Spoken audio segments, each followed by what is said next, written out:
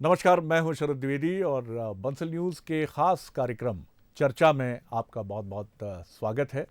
और आज इस कार्यक्रम में जो ख़ास मेहमान हमारे साथ हैं वो वाकई इस मायने में ख़ास हैं कि वो एक ऐसे व्यक्ति हैं, एक ऐसे राजनेता हैं जो अपने को सोशल एंटरप्रेन्योर कहलाना पसंद करते हैं, क्योंकि सहकारिता के क्षेत्र में उन्होंने बहुत ज़बरदस्त काम किया है और किसानों के साथ मिलकर उन्होंने एक रिवोल्यूशन भी रचा है।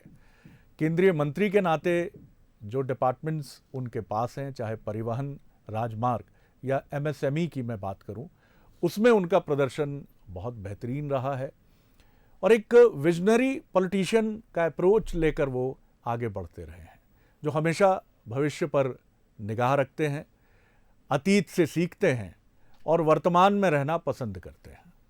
वो ऐसे राजनेता हैं जो टेंट्रम्स और तामझाम शू शां इन सब से अलग रहते हैं और कई मायनों में वो ये भी मानते हैं कि शायद राजनेताओं जैसा आचरण कुछ मायनों में भिन्नता उनके व्यक्तित्व में है। इसी वजह से वो जो काम उनसे होता है उसके लिए वो हाँ कहते हैं और जो काम उनसे नहीं होता है, नहीं हो सकता है, उसके लिए वो बहुत साफ तौर पर कहते हैं कि नहीं, ये काम नहीं हो सकता है।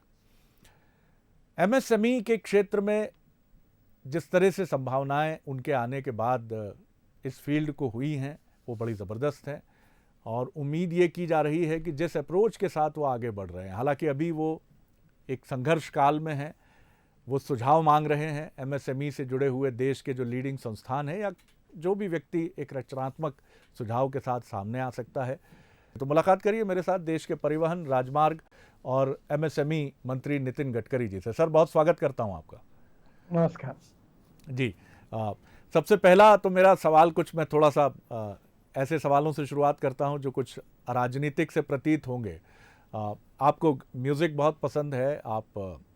आपके साथ जब एक बार एक इंटरव्यू मैंने किया था तो उसमें आपने अमेरिका की एक कॉफ़ी चेन जो बहुत मकबूल है उसके बारे में, स्टारबक्स के बारे में, आपने उसकी सक्सेस स्टोरी के बारे में मुझे बताया था। आप अपने को सोशल एंटरप्रेन्योर कहते हैं। आप थोड़ा सा इस पर रोशनी डालिए कि ये सामाजिक उद्यमिता किस तरह की है। देखिए, मैं जिस संस्कारों में पला हूं जी। राष्ट्रवाद हमारे विचारों का आत्मा है और राष्ट्रवाद जो विचारधारा है, इसमें राष्ट्र की सर्वांगीण उन्नति और विकास अगर करनी है तो दो चीजें आवश्यक है, गुड गवर्नेंस एंड डेवलपमेंट। जी। And good governance and development with the help of e governance, क्योंकि टेक्नोलॉजी इनोवेशन उतना ही महत्वपूर्ण है। और इसके साथ साथ innovation, entrepreneurship, science, technology, research, skill and successful practices, इसको हम नॉलेज कहते हैं। जी। और conversion of knowledge into wealth, यही हमारा फ्यूचर है। और इसलिए सुशासन और विकास नॉलेज का उपयोग करके ई गवर्नेंस जैसे है और आगे देश को ले जाना, ये हमारा सबका प्रयास है। और इसका जो उद्दिष्ट है वो अंत्योदय है। जी। अंत्योदय ये हमारी मिशन है, हमारी कमिटमेंट है। दीनदयाल उपाध्याय जी का सामाजिक आर्थिक चिंतन है कि समाज के जो शोषित है, पीड़ित है, दलित है, जो सामाजिक, आर्थिक, शैक्षणिक दृष्टि से पिछड़े हुए हैं, जिनके पास रहने के लिए मकान नहीं, खाने के लिए रोटी नहीं, शरीर पर कपड़ा नहीं, ऐसे दरिद्र नारायण को हम भगवान माने और उनकी निरंतर सेवा करते रहे। और जिस दिन उन व्यक्तियों को रोटी, कपड़ा और मकान मिलेगा उसी दिन हमारा कार्य पूरा होगा। ऐसे दीनदयाल उपाध्याय जी का अंत्योदय का ये विचार ही हमारा उद्दिष्ट है। जी। अब ऐसा है कि इस देश में बड़े प्रमाण पर समाजवाद भी आया, पूंजीवाद भी आया और साम्यवाद भी आया। 47 के बाद पार्टियां भी बनी, नेता भी आए। अब रशिया और चाइना में ही कम्युनिज्म खत्म हो गया और लिबरल इकोनॉमी की कैपिटलिज्म के तरफ बढ़े हैं। शंघाई को नॉन रेसिडेंशियल चाइनीज ने डेवलप किया है। तो पर आज दुनिया में कैपिटलिज्म जो है, पूंजीवाद की अर्थव्यवस्था, लिबरल इकोनॉमिक्स, इसका भी सोल्यूशन नहीं है। तो हमें अब ऐसा सोचना होगा कि गरीब व्यक्ति को केंद्र बिंदु मानकर हमें सामाजिक आर्थिक परिवर्तन लाना पड़ेगा। और उसके लिए मैं पंडित दीनदयाल उपाध्याय जी को बहुत विचार के रूप में, आदर्श के रूप में मानता हूँ। मैं मेरे जीवन में मुझे जॉर्ज फर्नांडिस, अटल बिहारी वाजपेयी, इनके साथ थोड़ा बहुत काम करने का मौका मिला। जी। ये दोनों मेरे लिए आइकॉन है। एक शरद जोशी शेतकरी संगठन के नेता जी थे, हाँ। जो उनके विचारों से मैं काफी प्रभावित हुआ हूँ। और मैं जो भी इस प्रकार की बातें होती है कि जिससे गरीब आदमी कैसे सुखी हो, जैसे उदाहरण के लिए आपको एक उदाहरण देता हूँ कि इस देश में 1 करोड़ लोग जी। साइकिल रिक्शा चलाते थे। आदमी आदमी को ढोने का काम करता था। मैं ट्रांसपोर्ट मंत्री बना, मैं बहुत अस्वस्थ था जी। कि ये प्रथा बंद होनी चाहिए।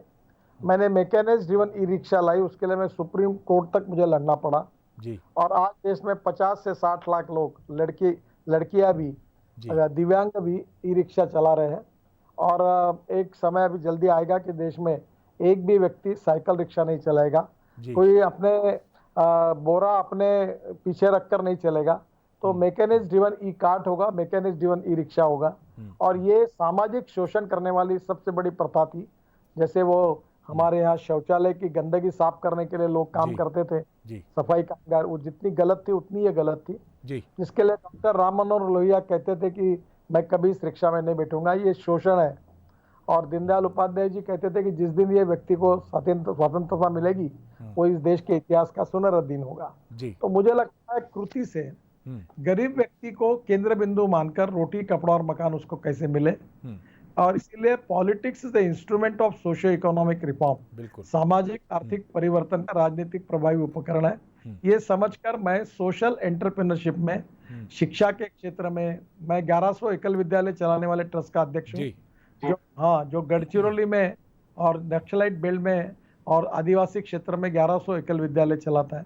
950 हमारे टीचर्स हैं।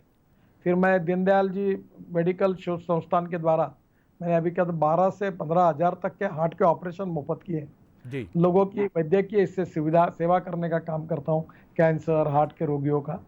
तीसरी ओर मैंने ऑर्गेनिक फार्मिंग में काम किया। हमारे विदर्भ में किसान आत्महत्या कर रहे थे, पानी नहीं था, 22 शुगर फैक्ट्री यहाँ दिवाला पीट चुकी थी। तो किसानों के उद्धार के लिए मैंने चीनी मिलें खोली, ग्रीन पावर में आया, इथेनॉल बनाया। इथेनॉल की इकोनॉमी की मैंने काफी वकालत की 12 साल से। 7 लाख करोड़ का हमारा इंपोर्ट है क्रूड ऑयल का, वो बच सकता है। हमारा देश का किसान बिजली और फ्यूल तैयार कर सकता है। ये मेरा आज वो सपना पूरा होते हुए देख रहा हूँ, तो मुझे बहुत खुशी है। तो इस देश की इकोनॉमी में जो गरीब व्यक्ति है, गांव गरीब मजदूर किसान, उसको हम अपने जीवन में अपने पैरों पर खड़े कैसे कर सकते हैं, उसको रोटी, कपड़ा, मकान, रोजगार ये कैसे दे सकते हैं, और गांवों को समृद्ध कैसे बनाएंगे, और गांव गरीब मजदूर किसान का कल्याण कैसे करेंगे। हम अपने जीवन में तो ठीक है, हमको अपनी चिंता करनी पड़ेगी पहले, हमारा घर, परिवार, बच्चे, पर उसके बाद पूरा समाज हमारा परिवार है। इस भावना से हम उनके जीवन का उद्धार करने की कोशिश करेंगे। यही सोशल एंटरप्रेन्योरशिप का कंसेप्ट था। और इसलिए मैं बहुत काम कर रहा हूँ। करीब 12 से 15 हजार लोगों को जो कुछ उपक्रमों में मैंने शुरू किया, रोजगार मिला है। और मैं ऑर्गेनिक फार्मिंग से लेकर अनेक जगह पे काम करते रहता हूँ। ये मेरी पैशन है और ये कोई मेरा बिजनेस नहीं है। प्रॉब्लम ये है कि लोगों को ये समझाने में कठिनाई जाती है, उनको लगता है ये बिजनेस कर रहे हैं। तो ये मुझे लगता है कभी कभी लोगों को धीरे धीरे ऐसी सोशल एंटरप्रेन्योरशिप के अगर 1000-2000 लोग खड़े हो जाएंगे तो देश के अनेक पिछड़े हुए जिलों का चित्र बदल सकता है, ऐसा मेरा विश्वास है। बिल्कुल नितिन जी, मैं आपसे पूरी तरह सहमत हूँ इस मामले में कि देश की तस्वीर बदल सकती है। मैं समझता हूँ चाहे पंडित दीनदयाल जी का अंत्योदय दर्शन हो या गांधी जी का ग्राम स्वराज हो, कहीं कुछ बाधा उत्पन्न होती हुई दिखती है तो वो है कि आधुनिक टूल्स को अपनाने की जो हमारी सोच है, कहीं उसमें बाधा दिखती है, तो कहीं ठीक से अंत्योदय दर्शन को या ग्राम स्वराज को हम ठीक से समझ नहीं पाते हैं, या इनके कन्वर्जेंस को लेकर इन विचारधारा के साथ आधुनिक तकनीकी के और सक्सेस स्टोरीज के दुनिया की इनका हम समन्वय नहीं कर पाते हैं। जो बात आपने बड़ी सुंदर बात कही, आखिर सर हमारे पास ज्ञान है लेकिन हम उसको पूंजी में बदल क्यों नहीं पाते? देखो, पहली बात तो ऐसी है कि मॉडर्नाइजेशन एंड वेस्टर्नाइजेशन ये दो अंग्रेजी शब्द हैं। मॉडर्नाइजेशन का अर्थ होता है आधुनिकरण और वेस्टर्नाइजेशन का अर्थ होता है पाश्चात्यकरण। तो पहली बात तो ऐसी है कि अब गांवों में बायोमास से बायो सीएनजी तैयार करना, या दूसरी ओर हमारे बायोमास से इथेनॉल बनाना, या आप गन्ने से तो हम शुगर केन जूस से इथेनॉल बनाते हैं। हमारे उत्तर प्रदेश, बिहार की हमारी पूरी बसेस, गाड़ियां, स्कूटर अब 100% किसानों ने तैयार किए हुए ईंधन पर चल सकती है। मैंने टीवीएस की बाइक और बजाज की बाइक लॉन्च की है जो 100% बायो इथेनॉल पर चलती है। हमारी बसेस 100% बायो इथेनॉल पर चल सकती है। यूपी बिहार में हमारी इतनी गन्ने की मिलें हैं, क्यों ने हम हमारे वही उसका यूज करें। तो मेरा सुझाव ये आपको है कि इसके बाद तो मैं बहुत मेरे विचार रख चुका हूँ क्योंकि उसके लिए समय की कमी है, पर मेरा कहना यही है कि गांवों को समृद्ध, संपन्न और शक्तिशाली बनाना, स्मार्ट शहर के साथ स्मार्ट विलेज बनाना, और गांव के लोगों को गांव में रोजगार मिलेगा, गांव में अच्छी स्कूल होगी, गांव में भी अच्छा अस्पताल होगा और गांव में ही रोजगार होगा, अच्छा घर मिलेगा सबको। ये संभव है, ये कठिन है पर असंभव नहीं है। और इसीलिए मैं मानता हूं कि गांधी जी का जो कंसेप्ट है, दीनदयाल जी का जो, उसमें डिफरेंस नहीं है। अभी मैं एक योजना तैयार कर रहा हूँ, 10 लाख महिलाओं को मैं 2-2 सोलर चरखा दे रहा हूँ, और वो महिला अपने घर पर सोलर पैनल लगा के वो चरखे से सूत निकालेगी, और एक महिला कम से कम 20,000 रुपए महीने की कमाएगी। अब मुझे बताइए, ये महिलाओं को सक्षम करने में सोलर टेक्नोलॉजी, गांधी जी जब थे तब सोलर आया ही नहीं था, क्योंकि उस समय टेक्नोलॉजी नहीं आई थी, तब कंप्यूटर आया नहीं था, कोई चिप आई नहीं थी। तो स्वाभाविक रूप से गांधी जी जब थे उस समय की पीढ़ी में और आज के पीढ़ी में make in India, made in India, स्वदेशी का विचार एक वही है। आज सबसे इंपॉर्टेंट है कि हम ज्यादा से ज्यादा एक्सपोर्ट को बढ़ाएं, इंपोर्ट को कम करें, और 115 एस्पिरेंट डिस्ट्रिक्ट और एग्रीकल्चर, रूरल और ट्राइबल, ये तीनों क्षेत्रों को हम एक प्रकार से शक्तिशाली बनाएं, यहाँ का जीडीपी बढ़े, पर कैपिटा इनकम बढ़े, यहाँ रोजगार का निर्माण हो। ये गांधी जी का विचार है, ये दीनदयाल जी का विचार है, और मुझे लगता है इसमें कोई पाश्चात्यकरण नहीं है। टेक्नोलॉजी, अपग्रेडेशन ऑफ टेक्नोलॉजी, इसका विरोध गांधी जी ने कभी नहीं किया। उस समय वही था कि भाई कच्ची घानी से तेल निकालना वही टेक्नोलॉजी थी, तो उन्होंने वो बात कही। तो गांधी जी का कहना और नेहरू जी के इसमें दो प्रकार का एक डिस्टेंस था। गांधी जी कहते थे we need maximum production with the involvement of maximum number of persons, और नेहरू जी की जो इकोनॉमिक थिंकिंग थी उसमें मैक्सिमम प्रोडक्शन उसका आधार था। तो मैं ये मानता हूं कि मैक्सिमम प्रोडक्शन से मैक्सिमम रोजगार को निर्माण करना, यही गांधी जी का सूत्र था। और उस समय टेक्नोलॉजी वो नहीं थी जो आज है, और आज की टेक्नोलॉजी कल और बदल जाएगी कुछ।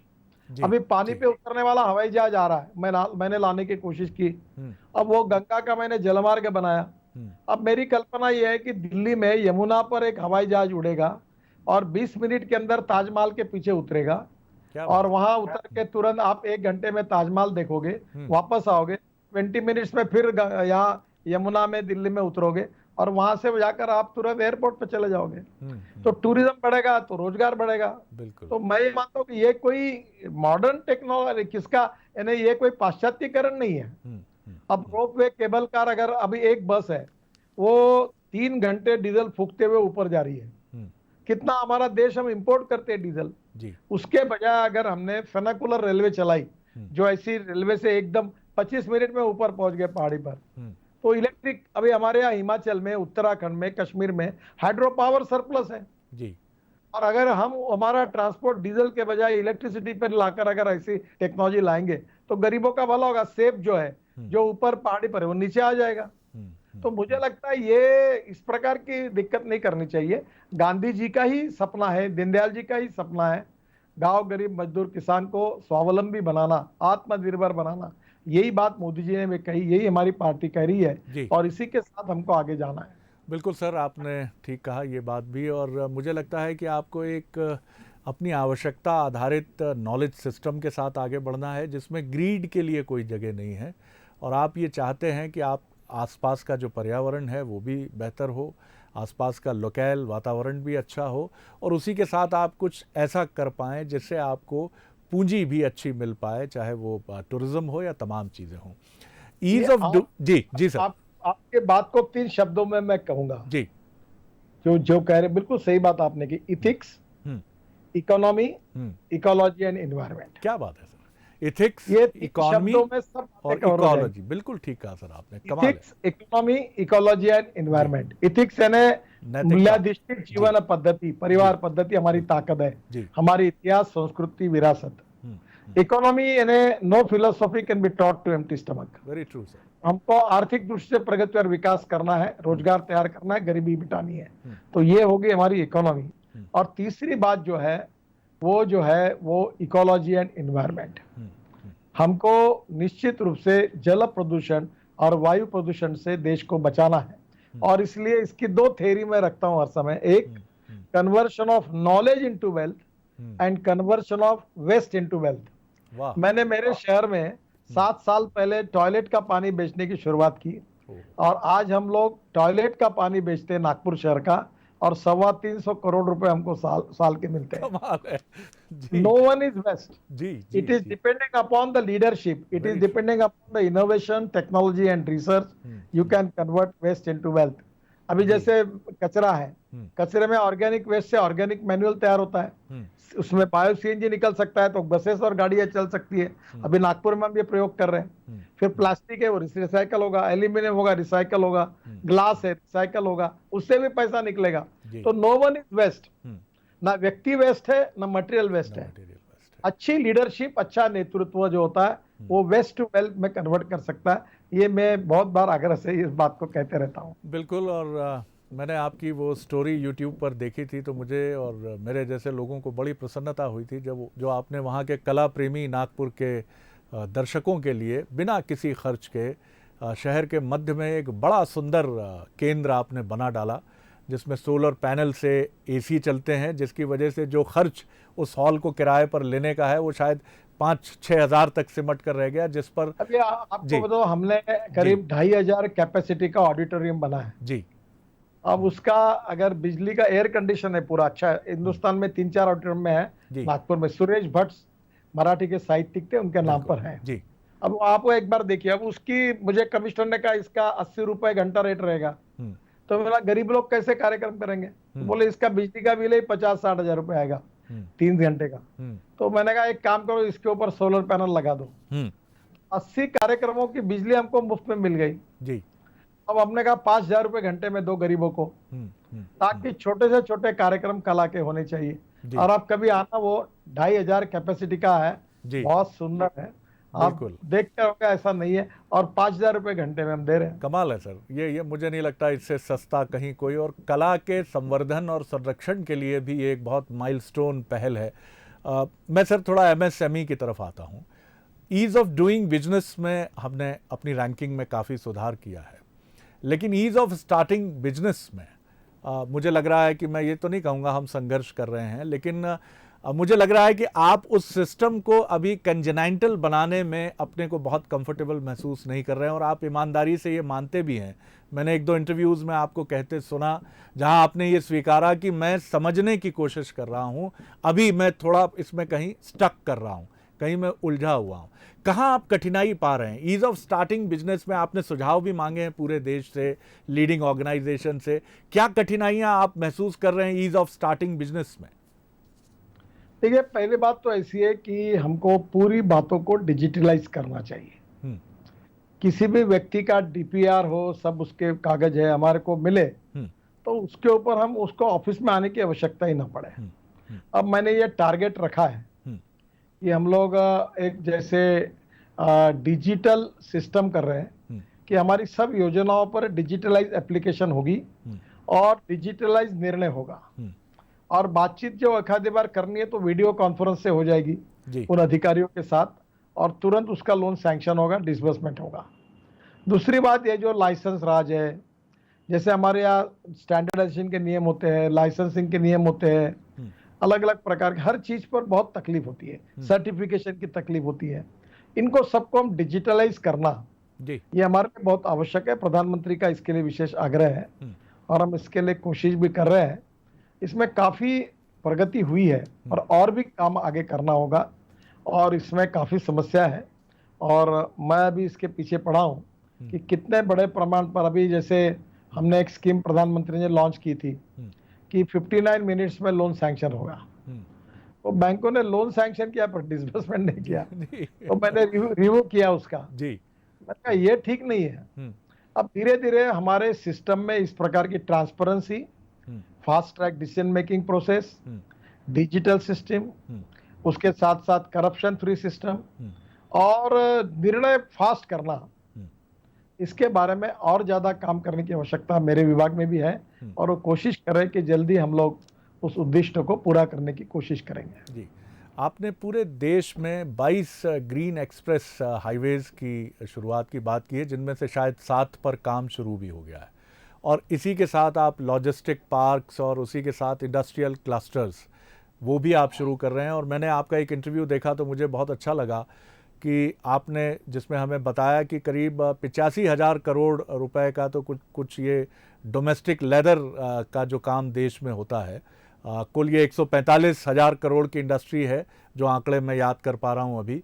85,000 करोड़ का करीब ये इंडिजिनस हमारे देश में ही कारोबार है और 30 से 45 करोड़ के आसपास ये एक्सपोर्ट होता है। आपने ये भी कहा कि ये जो ग्रीन एक्सप्रेस आप हाईवेज बना रहे हैं, आगरा के लेदर के जो कारीगर हैं जो बहुत ख़राब स्थितियों में रहते हैं, आप उनके लिए एक बहुत बेहतर स्थितियां बना रहे हैं। तो पूरे देश में कई हमारे यहाँ बेहतर काम करने वाले इस तरह के कारीगर हैं जो एक्सपोर्ट भी करते हैं। मध्य प्रदेश में चंदेरी है। क्या आप उम्मीद करते हैं कि ये जो ग्रीन एक्सप्रेस कॉरिडोर्स हैं ये अपने साथ एक टोटल पैकेजिंग लेकर इस तरह के कारीगरों के लिए आ सकते हैं? बिल्कुल आ सकते हैं। कंसेप्ट ये है कि दिल्ली मुंबई हम एक्सप्रेस हाईवे बना रहे हैं।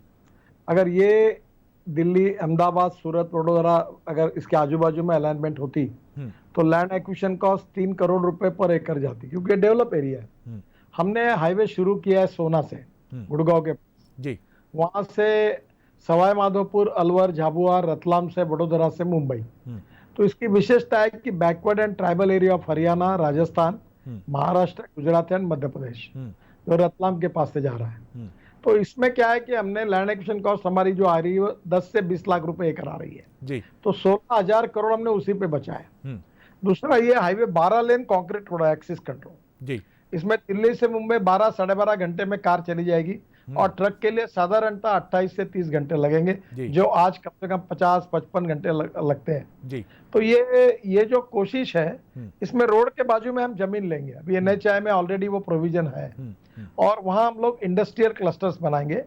तो जैसे अभी लेदर इंडस्ट्री वालों को मैंने ये दिया था कि अभी टोटल इंडस्ट्री का वॉल्यूम है 1,45,000 से 1,55,000 करोड़। इसमें 85,000 करोड़ ये डोमेस्टिक मार्केट है जी और 45 से 55,000 करोड़ एक्सपोर्ट है। अब ये जो बेचारे हमारे चर्मकार बंधु काम करते हैं, ये चमड़े का बहुत गंदी सिचुएशंस है। आगरा हो, चेन्नई हो, नोएडा में हो, यूपी में अनेक जगह पर है। तो मैंने उनको कहा कि इस रोड के बाजू में मुंबई में धारावी में 1.5 लाख लोग काम करते हैं, तो आप ऐसा करिए कि आप इस रोड के बाजू में मैं जमीन एक्वायर करता हूँ, प्राइवेट में आप आइए, पूरी स्मार्ट सिटी, स्मार्ट विलेज आप बनाइए। वहां डिजाइनिंग से लेकर सब एंसिलरी इंडस्ट्री होगी और वहां प्रधानमंत्री आवास योजना में अच्छे घर बनाएंगे, अच्छी हवा होगी, अच्छा फूड मिलेगा। सब लोग बेचारे वहां वो टाउनशिप में रहेंगे, हॉस्पिटल्स होंगे, कॉलेज होंगे, स्कूल होंगी, वाटर, पावर, ट्रांसपोर्ट, कम्युनिकेशन की व्यवस्था होंगी और वहीं से एयरपोर्ट, रेलवे स्टेशन और उसके साथ साथ पोर्ट की कनेक्टिविटी भी होगी जी। तो नई स्मार्ट सिटी, स्मार्ट विलेज तैयार हो जाएगा और वहां अच्छे एनवायरनमेंट में लोग काम करेंगे। और एक ही जगह पर जो चाइना में हुआ है, एक ही जगह क्लस्टर है, एक शहर में केवल फर्नीचर ही बनता है। बिल्कुल ठीक है। तो एक शहर में केवल LED लाइट की वही इंडस्ट्री है। तो ये इस प्रकार के कंसेप्ट पे कम से कम अब 15-16 क्लस्टर में इस रोड पर बना। तो मैं 22 हाईवे पे काम कर रहा हूँ, 7 का काम शुरू हो गया। तो रोड बनाने के पहले जमीन की कीमत बहुत सस्ती है, बनाने के बाद वो एकदम 3 गुना 5 गुना बढ़ जाती है। तो मैं पहले ही लैंड एक्वायर कर लूंगा और क्लस्टर बनाएंगे। तो मैं प्राइवेट एसोसिएशन के साथ, लेदर एसोसिएशन के साथ उनको मैंने प्रपोजल दिया, लैंड में हमारी है, तुम आओ डेवलप करो, लैंड के भाव तय कर देंगे, हमारे पैसे वापस मिलेंगे, 2 पैसे रोड के इसमें हमको भी फायदा मिलेगा, लोगों को सस्ती लैंड मिलेगी, टाउनशिप तैयार होगी और एक जगह आने से आपकी क्वालिटी भी सुधर जाएगी और कॉस्ट ऑफ प्रोडक्शन कम हो जाएगी, एक्सपोर्ट बढ़ेगा, नए रोजगार निर्माण होंगे। तो यही वो कंसेप्ट है। बहुत अच्छा सर, मैं कुछ राजनीतिक प्रश्न करता हूँ। इन राजनीतिक प्रश्नों में मेरा पहला प्रश्न है और मैं आपसे बहुत, जैसा आपका मिजाज है, बहुत खुलेपन से उत्तर की अपेक्षा रखूँगा और चाहे आप हमारे प्रति भी यानी मीडिया को लेकर भी आप खुलकर अपनी बात कहें, बिल्कुल आप कहते ही हैं। मेरा प्रश्न ये है सर, जब हम आपसे बात करते हैं या आपकी तरह उन राजनेताओं से बात करते हैं जो मिनिस्टर्स हैं या जो भी जिम्मेदारी संभाल रहे हैं, तो उनके पास ढेर सारी जानकारियां हैं, ढेर सारा प्लान है, विजन है बात करने के लिए। लेकिन माफ़ कीजिएगा, कई बार जब हम बात करते हैं तो हमें ऐसा लगता है कि बहुत कुछ काम पर बात करने के लिए नहीं है और राजनीति पर बातें घूम फिर कर उसी पर आ जाती हैं। जैसे मैं अब तक की बातचीत में मैं बार बार उलझ रहा हूं ये सोच के कि नितिन जी से मैं क्या राजनीति पर बात करूं या जितना काम उन्होंने किया है उसमें से कुछ चीज़ें अगर मैं बात करूं तो वो ज़्यादा फ्रूटफुल होगा। इसके लिए आप किसे जिम्मेदार मानते हैं, हमारे सिस्टम को या मीडिया की न्यूज़ ढूंढने की हंट को, या फिर आप मानते हैं कि मेहनतकश राजनेताओं का एक बड़ा समूह भी तैयार होना अभी बाकी है? माफ़ कीजिएगा अगर मैं सवाल कहीं उलझ रहा हो तो ये जी। देखिए, पहली बात तो ऐसी है कि राजनीति, इसका सही अर्थ क्या है ये आपको सोचना होगा। वाह। राजकारण का अर्थ होता है राष्ट्र कारण, समाज कारण, राष्ट्र कारण और विकास कारण, politics for progress and development. और मैं इस कन्विक्शन को लेकर आया हूं। अब किसने क्या बोला, मेरे मित्र ने मुझे बचपन में एक अच्छी बात बताई थी जी कि दो रेखाएं, एक आपकी और दूसरे की है। तो आपकी रेखा बड़ी करने के दो मार्ग है, एक दूसरे की पूछने का काम करो या अपनी बड़ी करो जी। तो मैं अक्सर एक बात तब से याद रखी कि अपनी रेखा बड़ी करो, दूसरे के पूछने के फंदे में ना पड़ो। तो पहली बात तो ये तुतु मिमी करने में मैं भी अभी काफी सालों तक राजनीति में हूँ और मैं समाजकारण करना चाहता हूँ। जी। राजनीति से उसका अर्थ है लोक नीति, बृहत्तर राजनीति या समाज नीति या धर्म नीति। इसका राजकारण क्या है, हमारे यहाँ प्रॉब्लम ही हुआ कि मीडिया से लेकर राजनीतिक पार्टी सबको लगता है कि सत्ता कारण यानी पॉलिटिक्स बस, और आपको भी मीडिया में उसी में रुचि होती है। अगर मुलाकात देने के बाद अगर कोई कॉन्ट्रडिक्शन नहीं निकलता, कंट्रोवर्सी नहीं होती, बोलते इंटरव्यू में मजा नहीं आया। तो प्रॉब्लम क्या होता है कि हम सबको बदलना होगा और अब अपनी बात पॉजिटिवली कहें, लोगों की अदालत में लोग तय करें भाई क्या सही है क्या झूठ है। तो अब मैं पॉजिटिव इसमें भी काम करना चाहता हूँ और हमारे भी लोग करते हैं, बात करते हैं, ऐसा नहीं करते, ऐसा कहना सबके साथ अन्याय होगा, पर एक एक का एक स्वभाव होता है और मेरा अपना एक स्वभाव है और मैं समाज कारण ज्यादा करता हूँ और राजकारण से ज्यादा मैं सामाजिक कार्यकर्ता खुद को समझता हूँ। ठीक है, लोग चुन के देंगे तो देंगे, नहीं देंगे तो नहीं देंगे, फर्क क्या पड़ता है, आखिर हम लोग काम करते रहेंगे। ये बड़ा नैतिक साहस है नितिन जी, और ये नैतिक साहस आपको आपके संस्कारों से और आपकी सोच से और आपकी दृष्टि से आपको मिलता है जो आपके भीतर है। क्योंकि मैं शायद दार्शनिक हो रहा हूँ लेकिन मैंने ये देखा कि भय और असुरक्षा व्यक्ति का चरित्र और स्वभाव दोनों बहुत नकारात्मक तरीके से प्रभावित करते हैं। वो कोई भी हो सकता है और ये भय और ये असुरक्षा ही, चाहे वो सत्ता केंद्रित हो या मीडिया में, हम जैसे जर्नलिस्ट के लिए, जैसा आपने कहा कि इस इंटरव्यू में अगर कुछ कंट्रोवर्सी नहीं निकली या कोई ऐसी बात नहीं हुई तो फिर कोई सवाल नहीं। सर, मैं एक और प्रश्न की तरफ आता हूँ। प्रश्न ये है कि ये भी थोड़ा सा फिलोसॉफिकल आपको लग सकता है कि पक्ष और विपक्ष बड़े सुंदर शब्द हैं लोकतंत्र के, और इन दोनों की मजबूती ही लोकतंत्र की मजबूती है। लेकिन अभी हम देखते हैं कि कई बार देश में हुआ है, इसके पहले भी, कि कहीं हमको ऐसा लगता है कि थोड़ा सा पक्ष मजबूत है तो विपक्ष शायद उतना मजबूत नहीं है।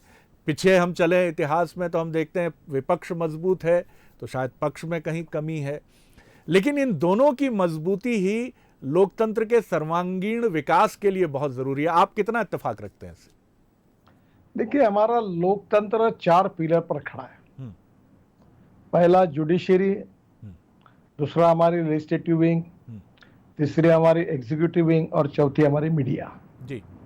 और लोकतंत्र हमारा आत्मा है और हमारा संविधान हमारे लिए आदर्श है। और संविधान में राज्य सरकार क्या करेगी, भारत सरकार क्या करेगी, सब लिखा हुआ है। तो मेरा तो कहने का आपको इतना ही तात्पर्य है कि राजनीति में भी हमको प्रबोधन, प्रशिक्षण, रिसर्च एंड डेवलपमेंट जी, कार्यकर्ताओं को भी हमको संस्कारित करना पड़ेगा और आइडियोलॉजिकली उनको हमको सक्षम बनाना होगा। मैं जब भारतीय जनता पार्टी का अध्यक्ष था तो हमने ट्रेनिंग कैंप शुरू किए, इंस्टीट्यूट खोले कि हमारे कार्यकर्ता ट्रेन कैसे हो, प्रशिक्षित कैसे हो, देश के economy, agriculture, industry, power, infrastructure, इनका अध्ययन कैसे करें, क्योंकि आगे जाकर भविष्य में वो तो रूलर बन सकते हैं, तो तब उनको इसकी जानकारी चाहिए जी। तो मुझे क्या लगता है कि ये विपक्ष और सत्ता पक्ष ये दोनों ही लोकतंत्र की जो गाड़ी चल रही है उसके दो चक्के हैं, और इनका बैलेंसिंग ठीक रहेगा तो गाड़ी स्पीड से चलेगी लोकतंत्र की। बिल्कुल ठीक है। इसका बैलेंसिंग अगर बिगड़ जाएगा तो मुश्किल होगी। मुश्किल हो जाएगी। और जितना सत्तारूढ़ पार्टी का महत्व है उतना विपक्ष का भी महत्व है, और धीरे धीरे हमारी लोकतंत्र को हमको प्रगल्भ करना चाहिए। जैसे अमेरिकन डेमोक्रेसी है, यूके की है, कि अनेक विषयों पर वो देश के हित के विषयों पर सब लोग एक हो जाते हैं जी। मुझे लगता है कि आतंकवाद के खिलाफ लड़ाई होगी, किसी देश के साथ हमारी लड़ाई है, उस समय हम सब लोगों ने एक होकर लड़ना चाहिए। आपको याद होगा अटल बिहारी वाजपेयी जी ने इंदिरा जी का समर्थन किया था जब बांग्लादेश की लड़ाई हुई थी जी। तो अटल जी ने हमें वही सिखाया है। तो मुझे लगता है कि अब बाकी बातें समय के अनुसार जिसको जब राजनीति करनी है, अब जैसे ये कोविड-19 की बात है, देश संकट से गुजर रहा है, तो मैंने सबको कहा भाई इस समय राजनीति मत करिए, एक बार इस संकट से बाहर आइए फिर करिए, जिसमें जितना दम होगा वो करिए, जनता की अदालत में निर्णय होगा। पर ये समय नहीं है एक दूसरे के ऊपर कोसने का, हमको सबको मिलकर इस संकट पर मात करनी है। तो मुझे लगता है कि यही स्पिरिट अगर सभी पार्टियों में अच्छी तरीके से डेवलप होगा तो पावर पॉलिटिक्स न रहते हुए वो राष्ट्रीय राजनीति होगी, राष्ट्रकारण होगा, और उसके लिए राजनीति में गुणात्मक परिवर्तन होना चाहिए, क्वालिटेटिव चेंज होना चाहिए। वो जिम्मेदारी सभी राजनीतिक नेताओं की और संगठनों की है।